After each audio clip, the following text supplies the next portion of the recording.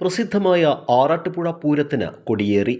തന്ത്രി KPC വിഷ്ണു ഭട്ടതിരിപ്പാട് ക്ഷേത്രത്തിൻ്റെ ഊരാളൻ കുടുംബാംഗങ്ങളായ മാടമ്പ് ഹരിദാസൻ നമ്പൂതിരി, അനൂപ് നമ്പൂതിരി, ചോരഞ്ചേടത്ത് പുരുഷോത്തമൻ നമ്പൂതിരി, ശ്രീകുമാർ നമ്പൂതിരി, ഓട്ടൂർ മേക്കാട്ട് ജയൻ നമ്പൂതിരി, വിനോദ് നമ്പൂതിരി, വിശാഖ് നമ്പൂതിരി, കപ്ലിങ്ങാട്ട് ബാബു നമ്പൂതിരി, ദിലീപ് നമ്പൂതിരി, ബാലകൃഷ്ണൻ നമ്പൂതിരി, ബിജു നമ്പൂതിരി എന്നിവരുടെ സാന്നിധ്യത്തിലായിരുന്നു കൊടിയേറ്റം.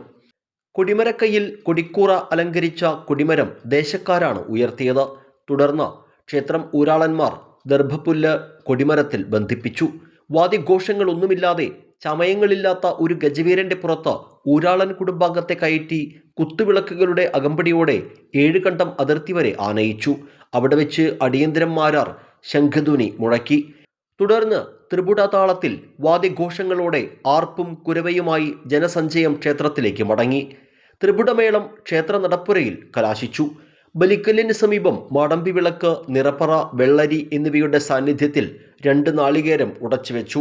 തുടർന്ന് അടിയന്തരന്മാരാർ കിഴക്കോട്ട് തിരിഞ്ഞ് ശാസ്താവിനെ തൊഴുത് ക്ഷേത്രം ഊരാളന്മാർ മുഖമണ്ഡപത്തിൽ എഴുന്നള്ളിയിട്ടില്ലേ എന്നും സമുദായ നമ്പൂതിരിമാർ വാതിൽ മാടത്തിൽ എത്തിയിട്ടില്ലേ എന്നും 3 തവണ ചോദിച്ചു.